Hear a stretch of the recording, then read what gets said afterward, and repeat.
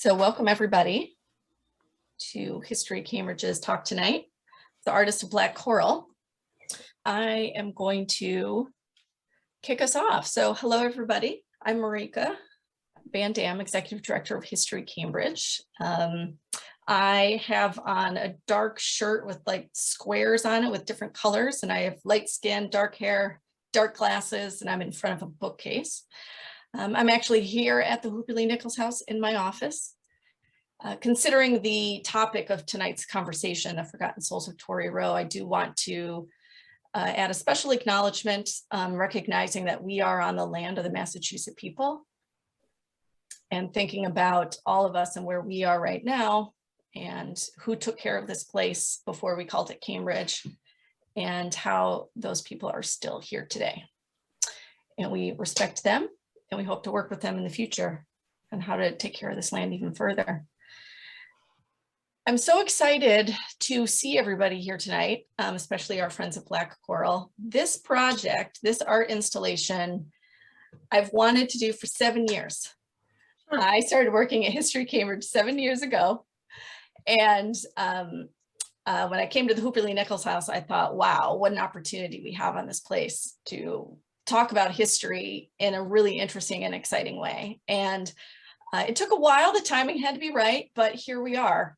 And I'm so pleased that Black Coral was the group that helped bring this wonderful vision to life. So before we get started, I want to say many, many, many thanks to people.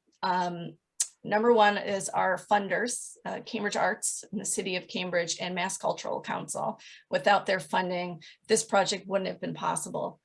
I also do want to thank our friends and supporters at History Cambridge, because while the grant took us a long way towards this project, of course, grants don't always pay for my time, Beth's time, the electricity, etc. So we really do depend on the friends of History Cambridge, many of you who have made generous donations, $5, $10, $100, like it all matters, it all adds up, and we're so grateful.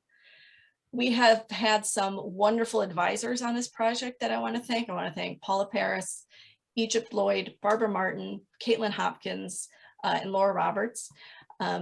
We also have a fantastic board here at History Cambridge, and I can't even tell you how wonderful my coworkers are, who are also on this call, Beth Folsom and Talia Franks. So I want to give a shout out to them. We're going to be seeing some photos tonight, and those were taken by Hakeem Rakib, and he just did such wonderful work, and we're so grateful to him as well. So many wonderful people to thank for this project. I can't say thank you enough. So usually when we do events like this, we will send out afterwards a survey asking how you liked that program. We're not going to do that tonight. Your homework, maybe even while you're on the call, or if you're watching this later, do it now, is to fill out the survey about the art. So we're going to put a link in the chat box that goes directly to a Google form that you can fill out and let us know your experience and your thoughts on the art. Thanks, Talia. So please do fill that out. We take all of your comments seriously, and whatever you write helps not only History Cambridge, but it also helps Black Coral, and we can always use all the help we can get. Without further ado, what we're going to do tonight is have a conversation with the artists of Forgotten Souls of Tory Row. And I'm going to kick it over to Pam Goncalves, who is president of Black Coral. She's going to introduce the group, and then we're going to have a conversation. I'm going to be sharing some visuals, and questions are always welcome from the audience. Feel free to put them in the chat. Black Coral will be answering your questions and my questions and each other's questions and telling us all about this experience. So without further ado, Pam. Thank you. Thank you, Marika. Good evening, everyone. And thank you for, again, being here and taking up your time on this hot, hot summer night. And 2020 with climate change coming rapidly upon us.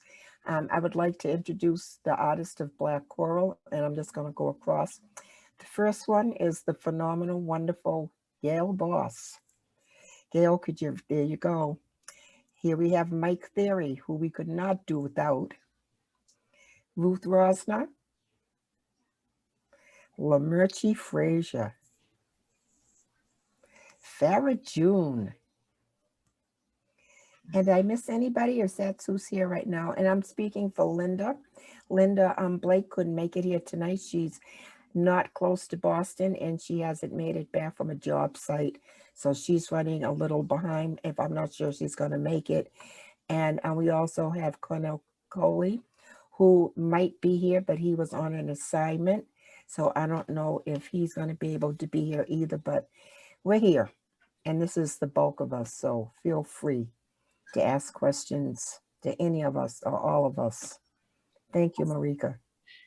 Thanks, Pam. I wanted to just start by giving a little background on the whole grant itself. So History Cambridge has been going through a lot of changes recently. We redid a strategic plan in 2020. We changed our name in 2021. We've been doing a lot of interesting work that we're really proud of. One of the things that we've been doing is trying to figure out how to tell the story of this house more fully. We tell the story of all of Cambridge, and this house is no exception. So we applied for, last year we applied for a Cambridge Arts for Social Justice grant, and luckily we were awarded it. We put out a call to artists, and we, long story short, ended up with Black Coral. What we really love about this project is that it's our goal to tell history, obviously, and to tell the history that has been overlooked, and tell the stories of all of Cambridge. And we decided that, yeah, we could put up signs out front, and we can do online programs, we can do lectures, we can do articles in the newspaper, but it's really important to us to always do an interdisciplinary approach. We do history and we thought, well, why not do history and art? So it made complete sense to us to embark on this project, and luckily Cambridge Arts agreed. So I'd love to, members of Black Coral, hear from you how you heard about the grant opportunity, how you heard about the art opportunity, and how and why you decided to apply. I can start that, and then I can kick it to other members of the group. I'm an early riser, 5 o'clock every morning, and I'm outside by 5:30 taking, as I call him, my first son for his morning walk. And I have NPR on, and I was sitting there, and very quickly this interesting talk started about History Cambridge and the city of Cambridge and enslaved people, and they were looking, and they were putting out an artist call, and I thought about it, and I said, did I really hear this? And I went back on the computer, and I said, I found it. I said, oh my God. So by 7 o'clock, I had notified Linda and Mike, and I think that was the first two. And then from there, we started to grow, and then Gail was like, oh, yeah, Gail got called, and then Lamerchi and Ruth, and the next thing I know, we were on the computer together for 5 hours and one day, and went through this, banged it out, talked, shared information, came up with a concept as a team, crossed our fingers, did a little dance, sent it in. Next thing we know, Marika got in contact with us, and here we are. Well, we were so excited to get your proposal because bottle trees was not a thing that I knew about. So like immediately I learned something new. And the illustration that Mike made was so beautiful. We could see it, you know, we could just like see what it was going to be. And the symbolism of it really struck us. And yeah. I think the other thing that is so interesting about this piece is it seems to like fit so well within the space. So I'm curious to know from Black Coral, and in the chat box, if anybody also wants to answer the question, did you know about this history on Brattle Street? Did you know about this history in West Cambridge at all? You know, I'm the first to admit I have a history degree, and I've lived in New England for 20 years, and I didn't fully know. I've worked in museums the whole time I've been here. I didn't fully know. I wasn't familiar with it at all. And I had lived in Cambridge for a while on Upton Street, like not far from Central Square. So I was surprised because all the people from Harvard and MIT are always telling you everything about Cambridge or Cantabrigians. And I'd never heard anything about it before. So it was a little bit, you know, like, okay, where did this come from? And I think the funny thing about this project from the very beginning was it was about connecting all members of the community with a history. And I think history you want to learn from, and you want to learn from it to make the future better, not to make people feel bad. Is usually the thing that you're hearing about history now. Oh, don't teach my child this history because I don't want my child to feel bad. That's not what history is about. So we don't repeat mistakes, so that we grow from the history. And I think the way that we came up with the concept was we don't want to do anything about, even though there were negatives in this, and it's not a happy history, so to speak. Let's bring it to a different level so that all people from all different communities and different types of people can come in and embrace the history, learn from the history, and go away feeling better about the community rather than, oh, this is a mark or a scar on our community. It's like, no, people survived, they helped the community grow, they helped the city grow, they came from all these different and sometimes disparate places, but they found a way.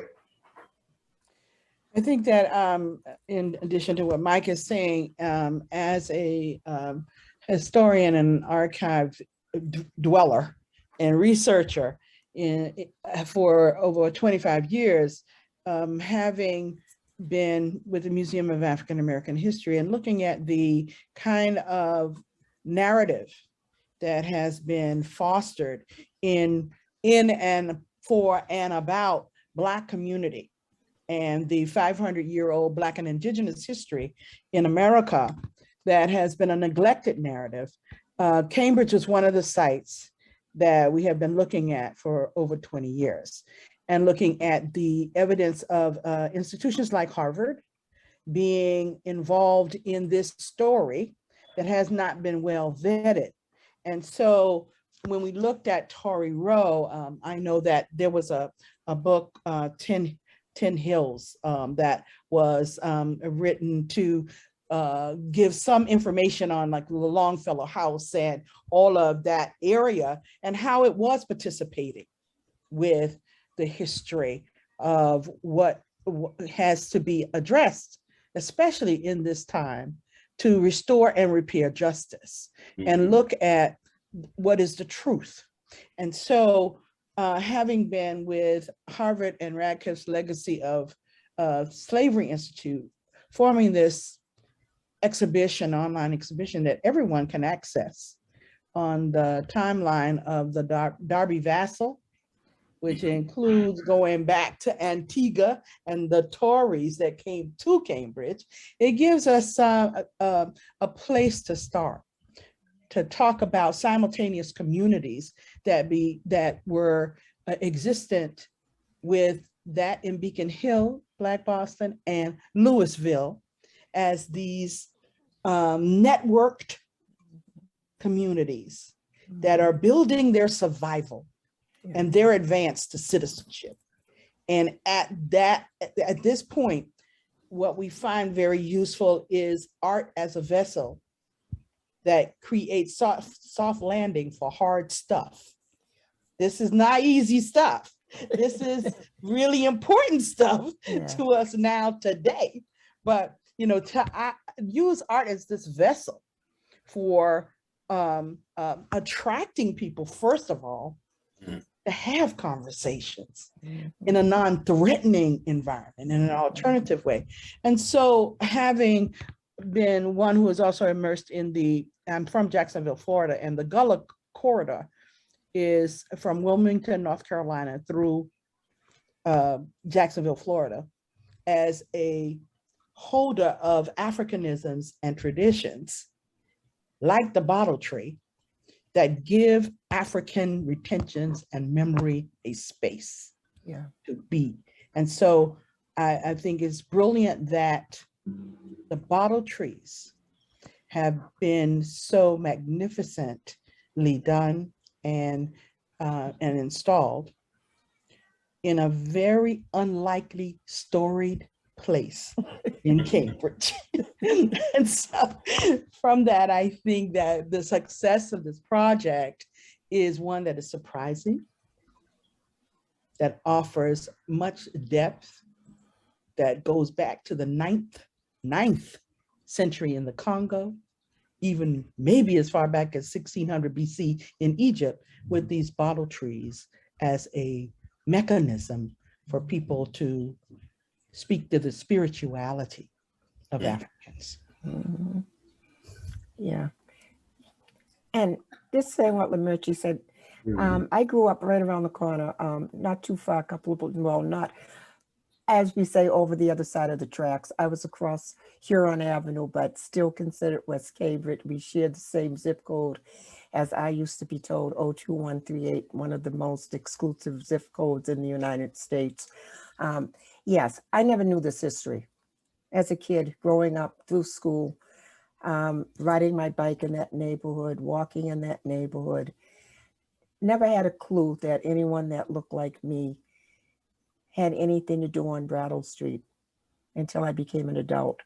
And I just think that that's such a lost part of what Cambridge is about and needs to be looked upon. And Lamerchi just said it so elegantly. The whole story of yes. Yeah, it's a yes. It's a yes. And I love the idea of the soft landing, because coming down Brattle, your eye catches them.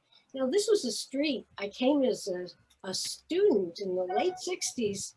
You didn't go into Brattle Street. You drove through it. You walked by it. There wasn't a gate you could open and walk into. You never even thought of it. You never thought you'd go into a house.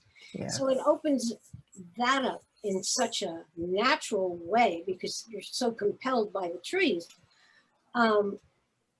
It leads to other things, because as a kid, I grew up thinking I lived in the North in New Jersey. Weren't we great?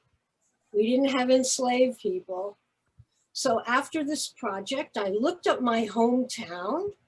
Oh my God, the little Washington slept here town, enslaved people. And so then I tell people, and somebody else looked up in Gloucester, oh yes, there too. So it is growing already, just from these compelling trees that take away barriers and make you want to find out.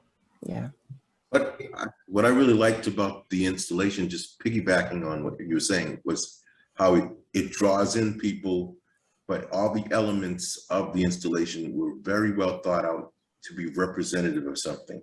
The smaller trees are representative of the progeny of the enslaved people of Brattle Street. The larger were representative of the adults. The using solar lights, where we're trying to reconnect again with nature, and we're talking about spiritual essences and the soul, and so we got a little metaphysical in the concept, and I really like that part of it. The other part was I believe that in terms of Antigua, a lot of the slaves from that area came from Antigua, if I'm not incorrect. You're correct.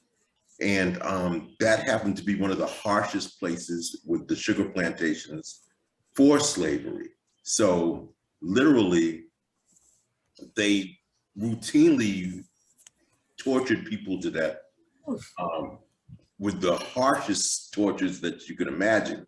Things like, they pulled out from the Inquisition to maintain the authority of the minority, the white minority on that island, because they needed so many slaves because of the heat and the deaths that would occur, that they were always outnumbered and always in fear, because the only way for the slaves to gain freedom was if they killed every single plantation owner on the island. So coming from that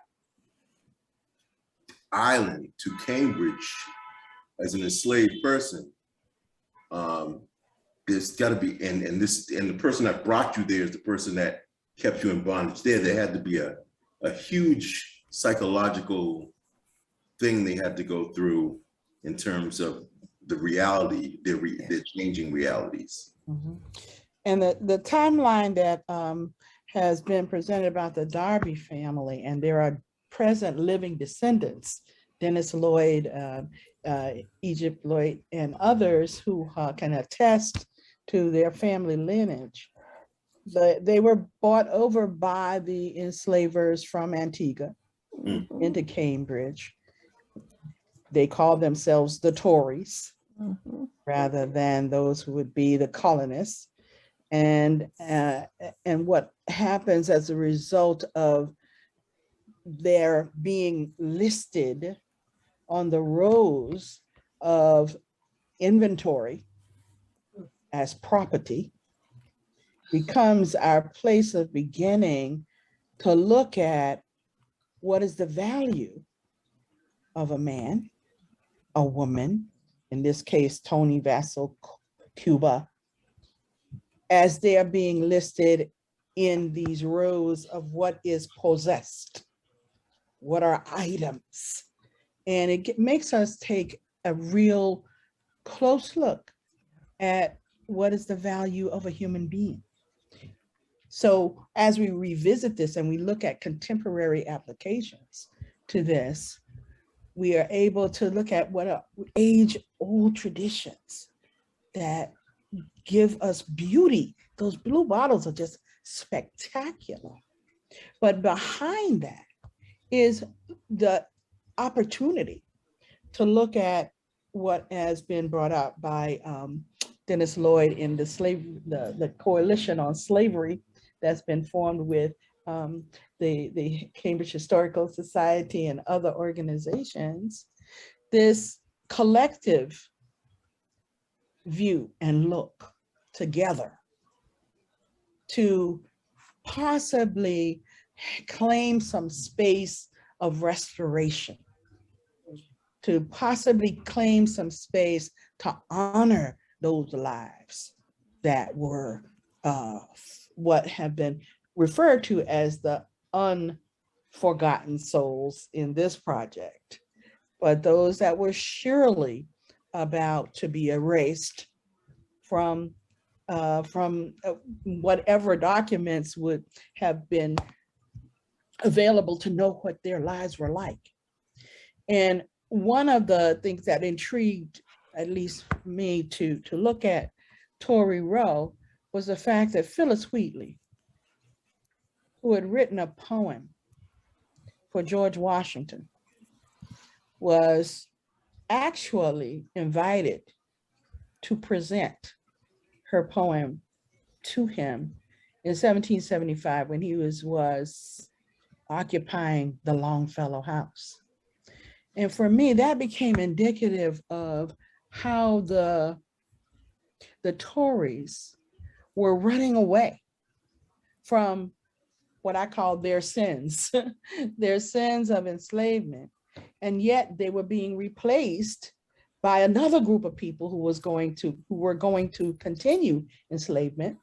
George Washington, even though the kinds of things that are going on at one time is enormous. He's entertaining Phyllis Wheatley to come and do a poem about him. Yet he asked Darby Vassal as a little boy, "Don't you want to be my servant?" And Darby Vassal says no. To his surprise. He knows better than to work for nothing. Right. So you have these tensions in this story that cannot be made up. This is better stuff than what we've been seeing in the movies. Mm. Yeah. You know.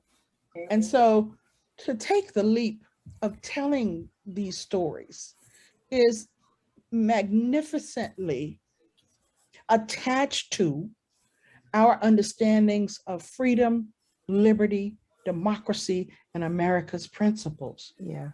You know, and so I really want to commend the institutions that are trying to get it right. Yeah. It's been 500 years, so it won't happen overnight, that's for sure.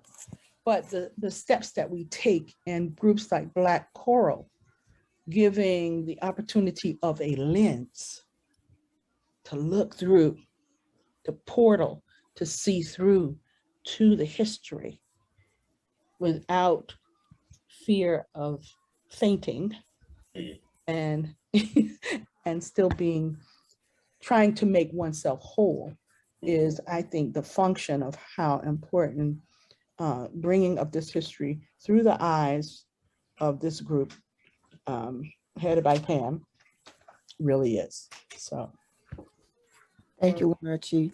And, to use the expression ugly beauty, and I think this is what a lot of it gets captured under, looking at something that was so, using the word ugly to turn it into have it looked at something very beautiful where it catches your eye and to draw you in to want to learn a little bit more about what the bottles mean.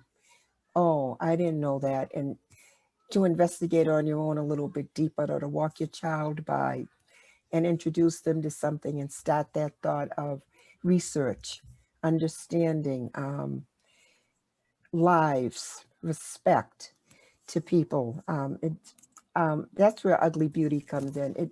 I feel we've taken an ugly past and we've given it a beautiful presence.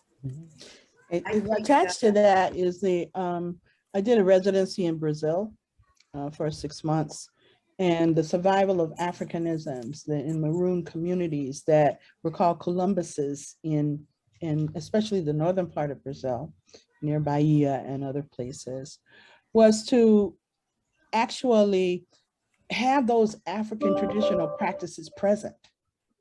And to imagine that this is now present in Cambridge is a feat in itself. But to look at the fact that as these things are being revealed, I was asked a question in the Stephen Biko Foundation by Brazilian Black people. How do African Americans do it? How do you have your institutions? How do you have the forthright and survival mechanisms that you've recreated? And it made me think about how through African American voice, that it is a global recognition of survival, and that there's much to be honored in expanding the narrative of American history with these aspects that are thought of as voodoo or witchcraft or superstition. And I'm going to put it out there on the table because I know there are people in the audience who are thinking about, well, is this some superstition that, that evil is going in the bottle at night and then corked up and then by the light of day it's released and then, there's no evil there anymore. This sounds like ritual. Yeah, it is. It sounds like superstition.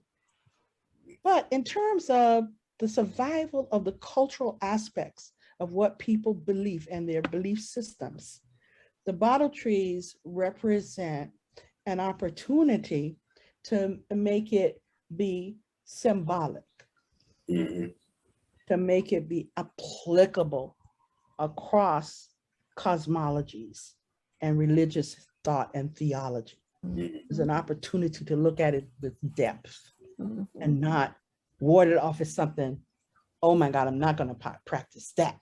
But the people are coming to it. I think universally, in a cultural, if you're looking at it from a cultural perspective, the tree has been a symbol of life from Nordic to Hebrew to Yoruban, wherever you look. And starting with that was, I think, key to the success of this is that we're starting with life affirmation. Yes. We're talking about these people had lives of value. Right. And so they should not be forgotten.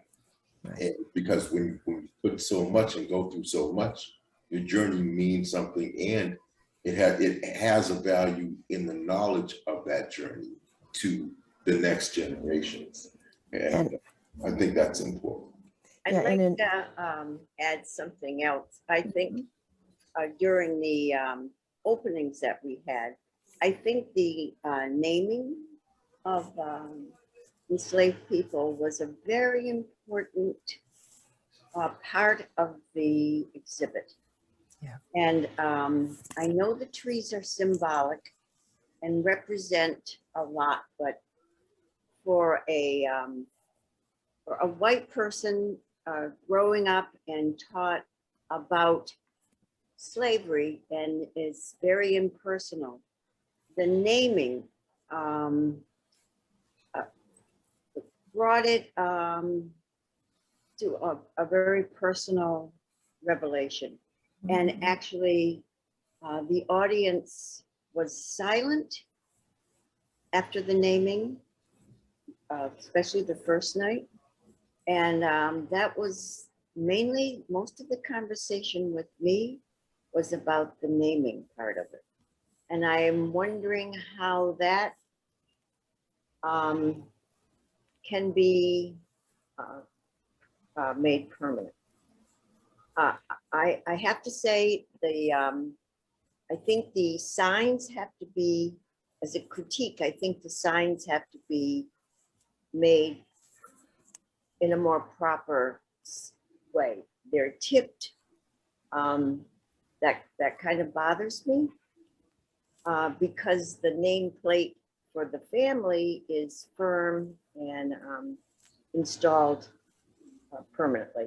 And I think that the signs that tell the story is wonderful, but I think we should really line them up carefully, because I think that's an important part Yeah. of Yeah. our informing our audience. Mhm. And I don't know how the names can be, because I remember as a team, we went and visited another home that had indentured people and enslaved people. And we were very critical because the names weren't given, very little attention was given to the work they did. And I think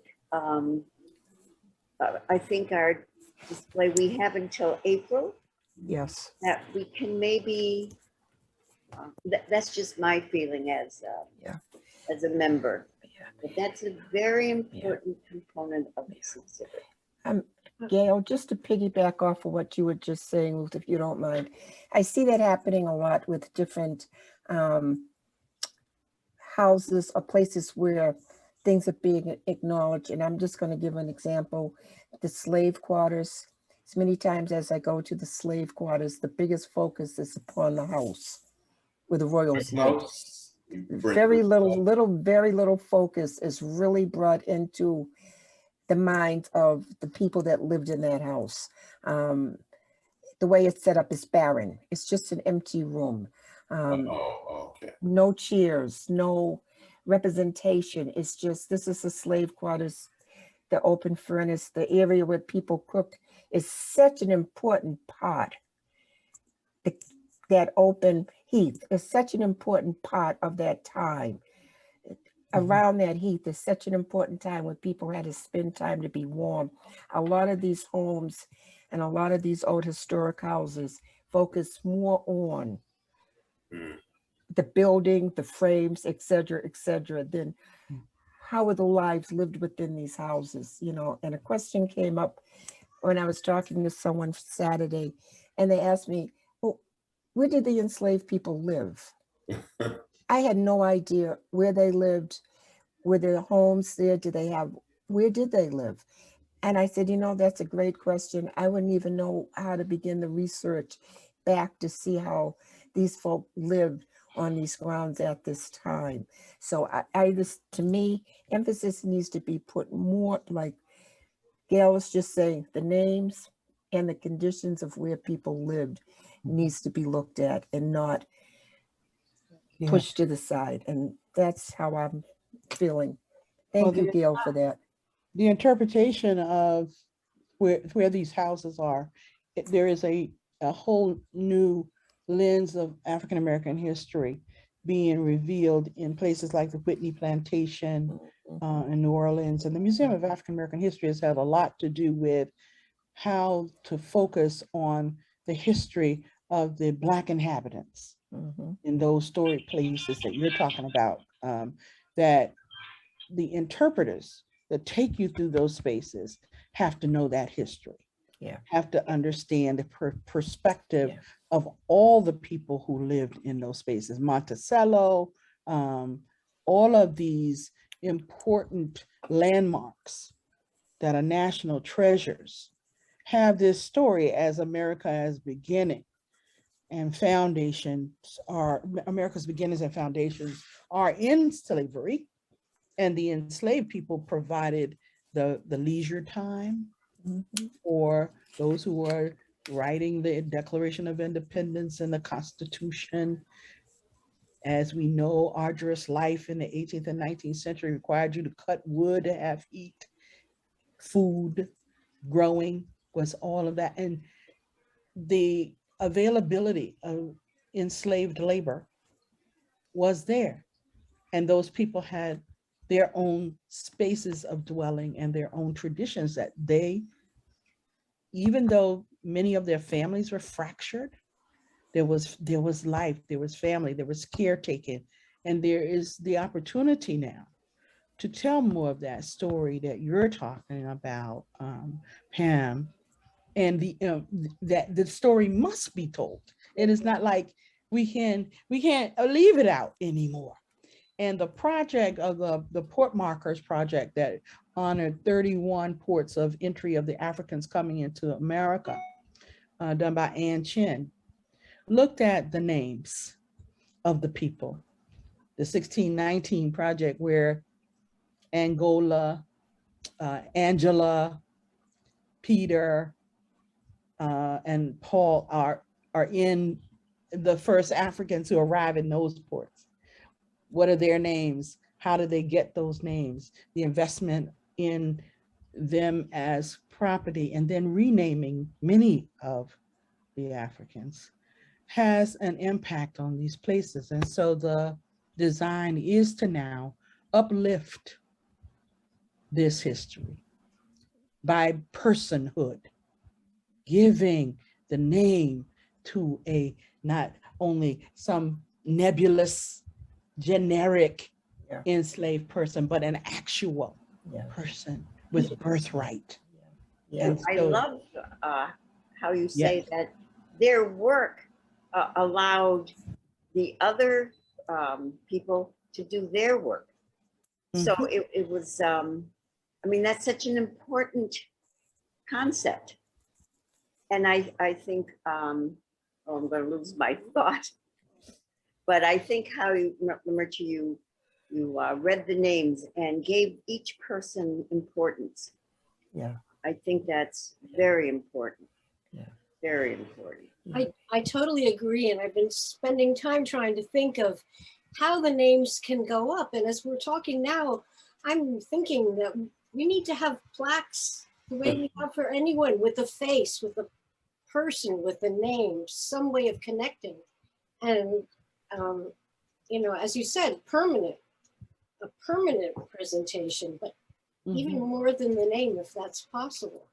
So, But we do have innovative technology where you can have a barcode and hear the sounds of the names. Yeah. If you wanted to do that, it can be an investment. You can get a grant to go do that. That would be wonderful in the winter. That would be great. I love it. We're giving you work, Maria. I love where this is going. And I feel like we could definitely brainstorm. Yeah, it's the audio here, the audio And I think vibrations. the good news is that the exhibit is going to be up into April of next year. We did get a 6-month extension. So we're pretty excited about that. And it wasn't hard to write a convincing note as to why we should leave it up another 6 months. It was very clear, I think. So what I do want to do now is thank you for all of that. One thing that really struck me on my side, hearing you all speak, was when we wrote the grant proposal, we had no idea what kind of art we would have, but we described how we wanted people to feel when they saw the art, and everything that you described is what we said. We wanted people to be curious and question. We wanted them to feel moved and to really feel something, as well as learning something. And I think this exhibit nailed it. So what I want to do right now is show some images, some pictures of the art going up and the celebrations that we did, just for folks who maybe haven't been there yet and haven't experienced it like we have. And while I'm doing that, I'd love for folks, if you have any questions for the artist team, to just put them in the chat, and we'll get to those after we get through the pictures. But Pam, I'm wondering if you might, and anyone else, just help me narrate what's happening in the pictures that we see. Okay, so everybody jump in. Thank you. Well, I can just say this beautiful rendering was done by Mike. This was one of the first renderings when we were talking about putting this installation together. And Mike sat, listened, and it showed it to us, and he said, yep, that's it. So that was the very beginning on this journey. So we started installation in May. I think it was over 2 Saturdays, I believe we did that. So here's Gail putting up some of it's funny, when I went through the pictures, it's all pictures of people like looking down intensely. So we had folks, some of my friends even came, stopped by and helped us put all the bottles on. It was definitely a team effort. So here we have Barbara Martin and Paula Paris, 2 advisors on the project, who helped out that day as well. Oh, yours truly right there. Yes, truly. Thank goodness we had additional people. There was a lot of work to do. It was a lot of bottles. Yeah. So one thing that had to be done was, well, Linda, who's not with us, did all the amazing organizing of getting all the materials here, which was no small feat. And so the bottles, I understand, were purchased from a home brewing place. And the trees themselves are rebar that you can also just purchase. And they were all delivered here. And then the assembly started. And what Hank is doing here was, there were corks put in all the bottles. And then inside the corks, he drilled a hole. And so that's how we screwed them on the trees, the tree branches. And here, Mike and Ruth are Shaving the corks. We had to shave all the corks to make them fit into the bottles so that they could be screwed in, then drilled. 300, don't forget to say 300 corks. And a lot of shavings. A lot of blood loss. Here's Linda. She's not here tonight, but there she is. I love the precision on that. And then this is what it looked like. Beautiful picture. Right at the end. Yeah. And I actually can't tell if the lights are on there quite yet. Oh, they're not yet. I don't believe I think this was the first Saturday. No, yeah, this must have been the second Saturday. We didn't get the lights on yet. Right.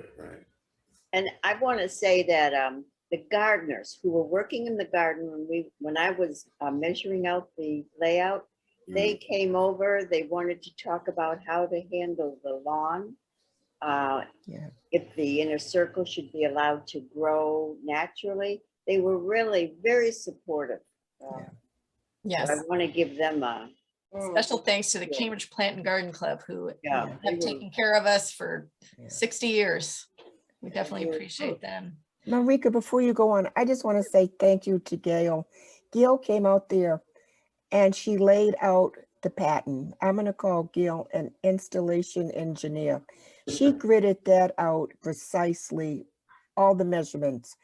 All we had to do was follow her orange tags and go to work. Gail did that by herself, and I don't know what we would have done without her, and I'm just so grateful that she did that, and no one even knew she did it. I didn't even know it. It was laid. Gail, thank you. Thank you. Thank you, thank you, thank you. So in June, we did a soft opening. That was a special friends and family opening. And it was a pretty powerful event. Pam, do you want to describe what we're seeing? Well, this is Cornell Coley. Cornell was doing the drumming for this event. He is one of the board members that's not here tonight. And Lamerchi standing there, who did a fabulous job. And Lamerchi, I'm going to let you do a little explaining about what you're getting ready to do. Okay. I'm standing there at the podium. At that point, I'm really listening to the libation of the drum.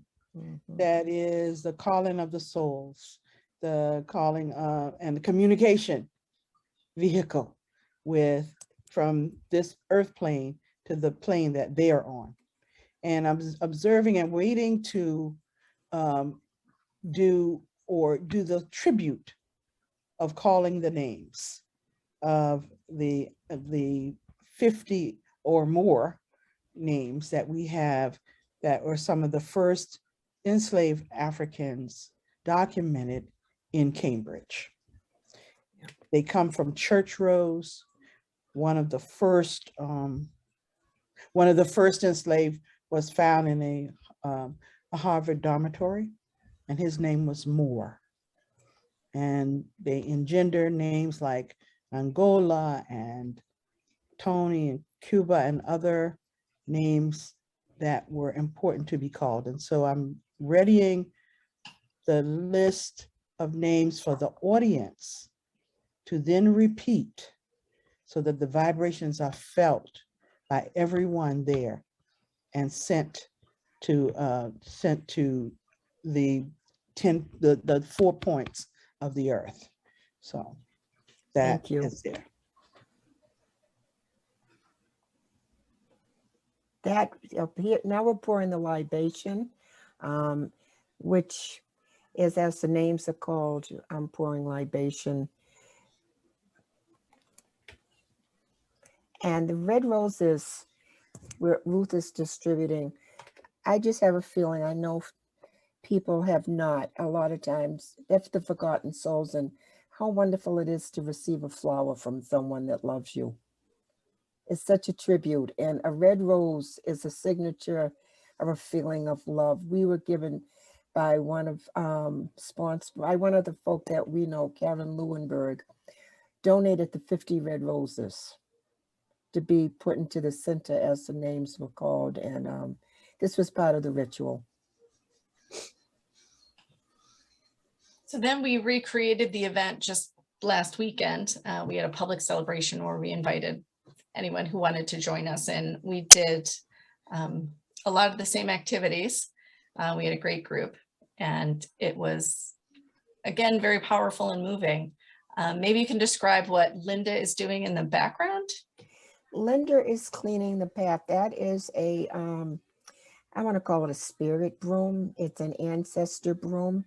Linda is just clearing away to call in to make sure the path is bright and light and clean. There's Cornell again. Yes, he's Wonderful. yeah, getting people ready. More Lamerchi doing the readings again. And I will say that Lamerchi did share her list of names with us. And so we'll be putting that up on the website and talking more about how we can use those names as well. And doing poetry. Yeah. Yes. I think it's interesting to note that Cornell also was Yeah. incorporating some Native American tradition Yeah. in calling out the 4 directions and a way to connect everyone there, regardless of lineage, to the spirit plane and to connect it to all life on the planet. And I thought that was interesting.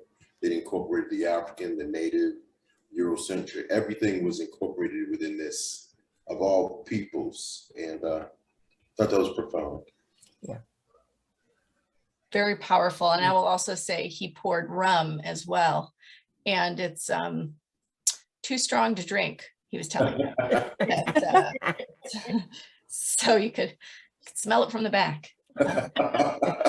It's a nice element. And here's everyone in black coral. I think we've talked about everyone except for our friend Farah, all the way at the right there.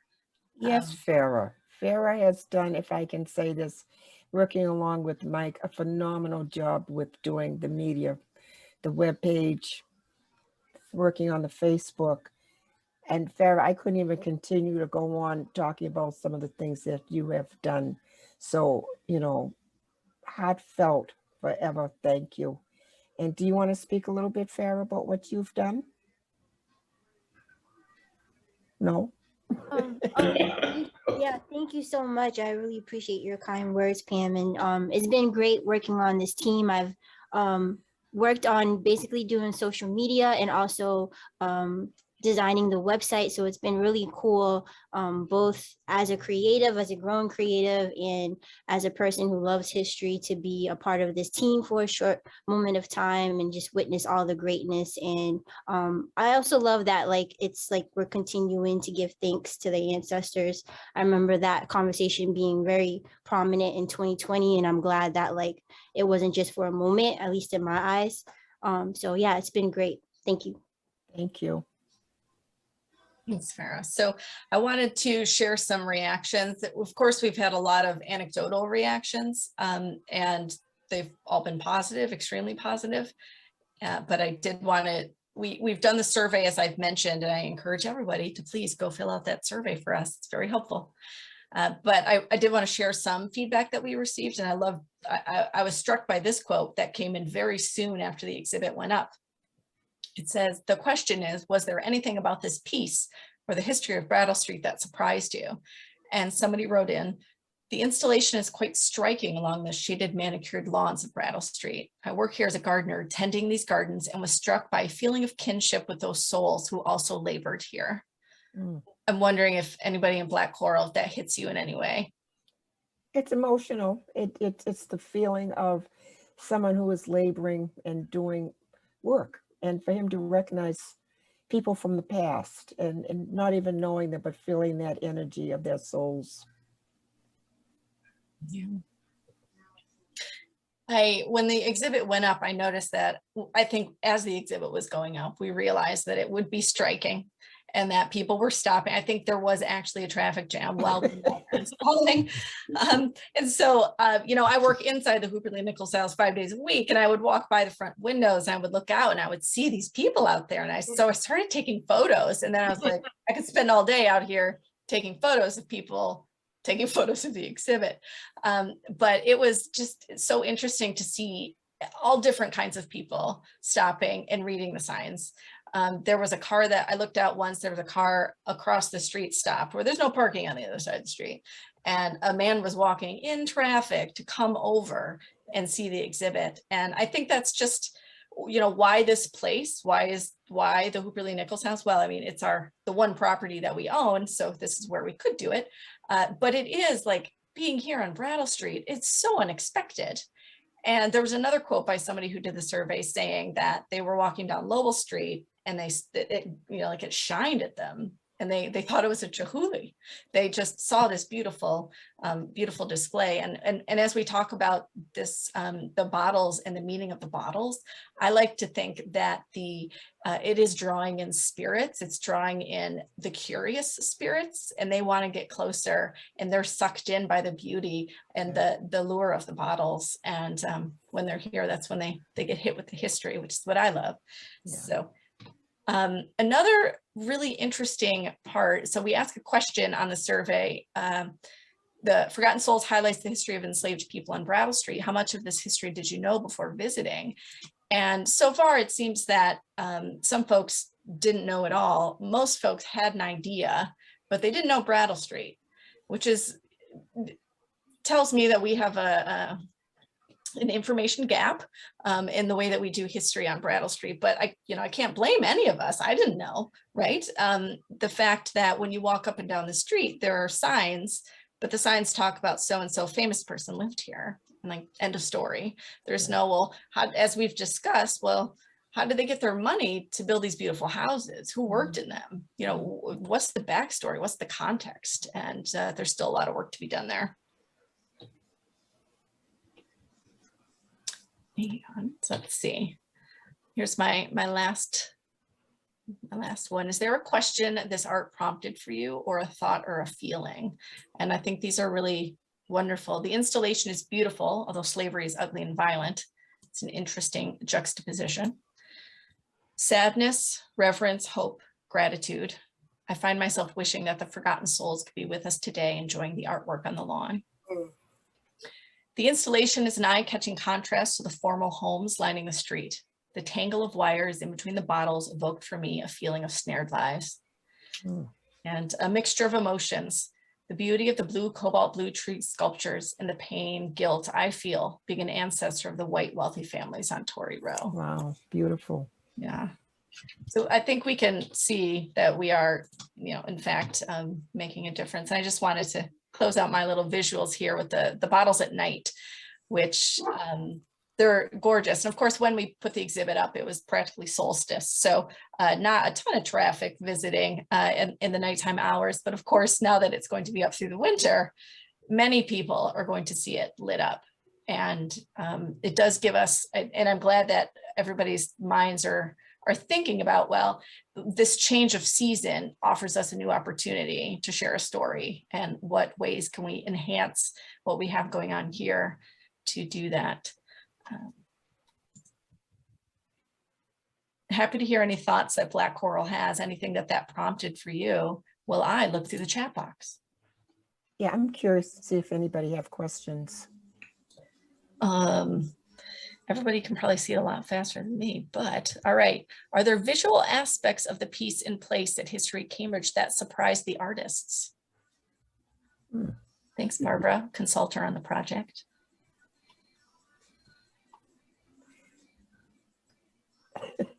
I think we all were a little surprised at how much it really worked at Twilight. Yeah. The night we knew what we wanted, but I think it really gave us everything and more in terms of that presentation. And again, we were thinking of, it's funny how the person mentioned how we wrapped the lights.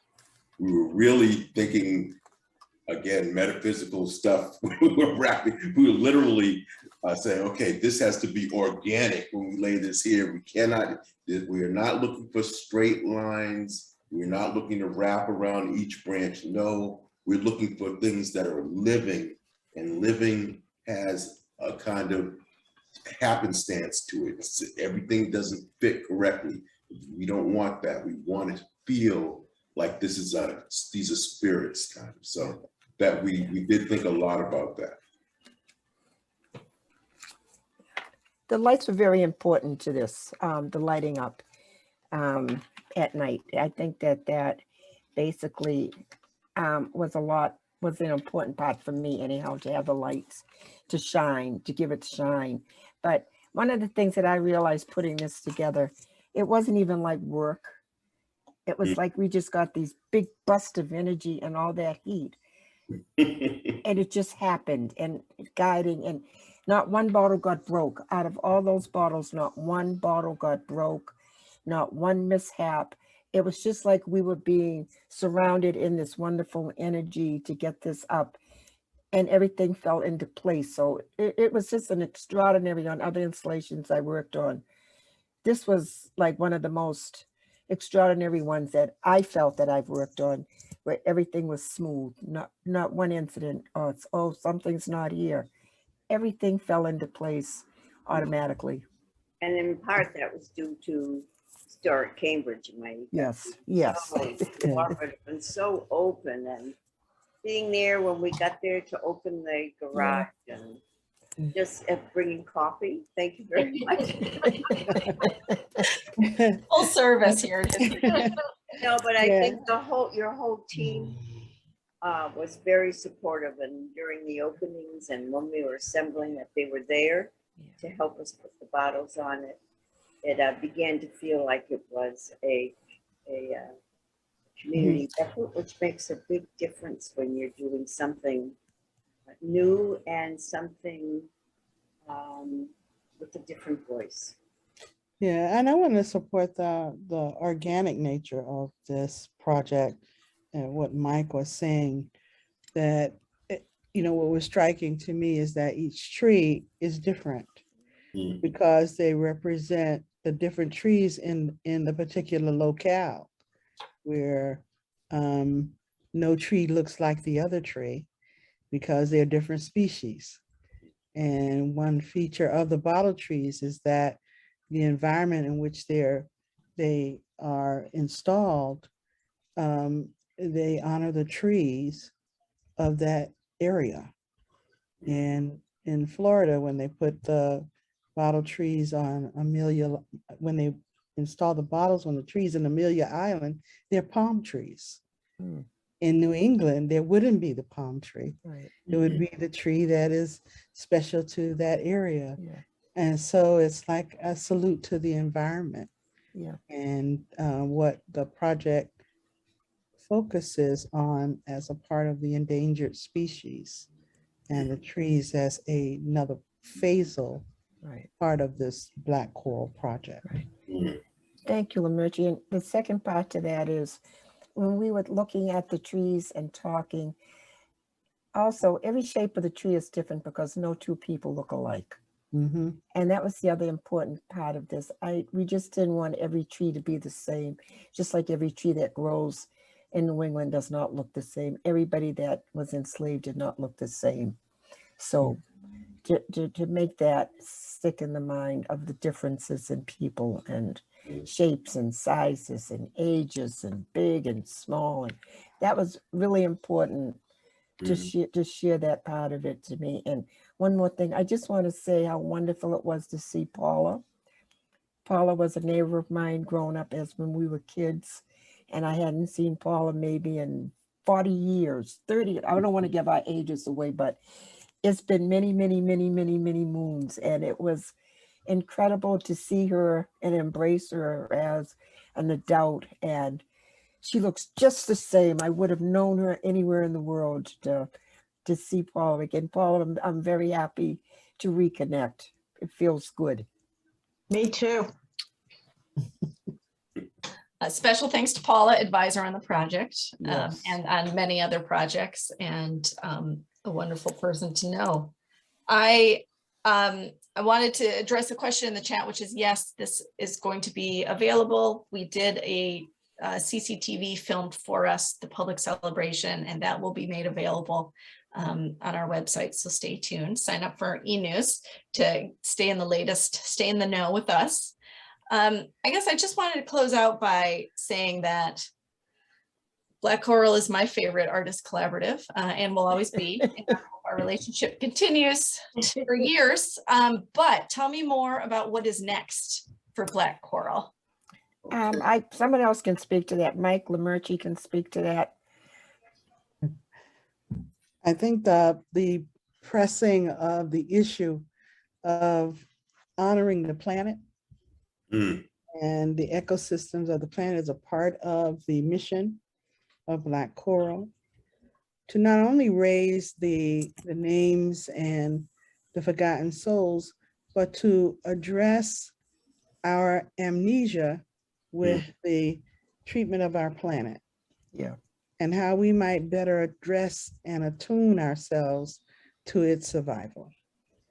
And so our next phases will incorporate many different tributaries to that work, featuring art as the entry level for all of us as human beings, and a document that enables us to have the power to address the very important aspect of conservation, of preservation, of elongating generationally what we hand off to the coming generations. So there is a project that we're thinking of that will also incorporate areas of meditation and reflection, that will incorporate the aspect of growth and growing, and the reverence for attuning ourselves to the skills of being able to have a connection with agricultural and herbal healing for us. And so those are some things we want you to look out for. Excellent. And I don't want to do Farah's job, but how does everyone stay in tune with Black Coral? You have a Facebook page, you have Instagram, website. I think I got it all. Yep, you got it. Excellent. Yes. So stay in touch with Black Coral that way. And of course, History Cambridge, we got them all. We got the Facebook, the Instagram, the, what am I missing? Twitter, the e-news. We're not on TikTok.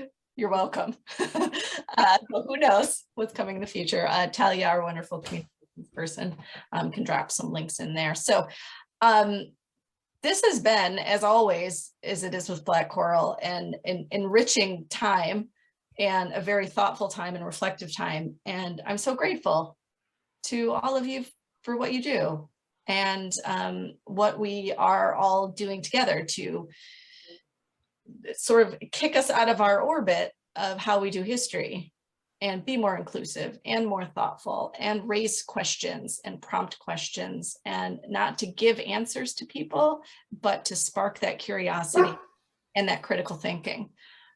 So I really appreciate all of your efforts. And specifically on this project, again, I want to thank the advisory team, all of Black Coral, the Cambridge Arts Council who funded the project. We wouldn't be here without everybody. Everybody played a part, and I'm very grateful. In other housekeeping, please do that survey. I want to know how everyone feels about the art. Stay tuned, make sure to follow us because we'll be doing more events around Forgotten Souls over the next 6 months. And History Cambridge has more fun stuff going on. We have an event next week, History Cafe on the 28th, which is the Thursday. It's about more about workers of Cambridge, but workers specifically who worked in industry of Cambridge. And we'll have an urban labor historian from UMass join us for that. So that's going to be really great. It'll be recorded if you're on vacation. We go quiet in August, but we're coming back fast and furious in September with a guided tour of Cambridgeport and some other fundraising events happening. A lot of good stuff. Stay tuned as always to what we're up to. And thank you. Thank you. Thank you. Yeah. Thank you very much. Great night and stay cool out there. Thank you. Good night. Good night.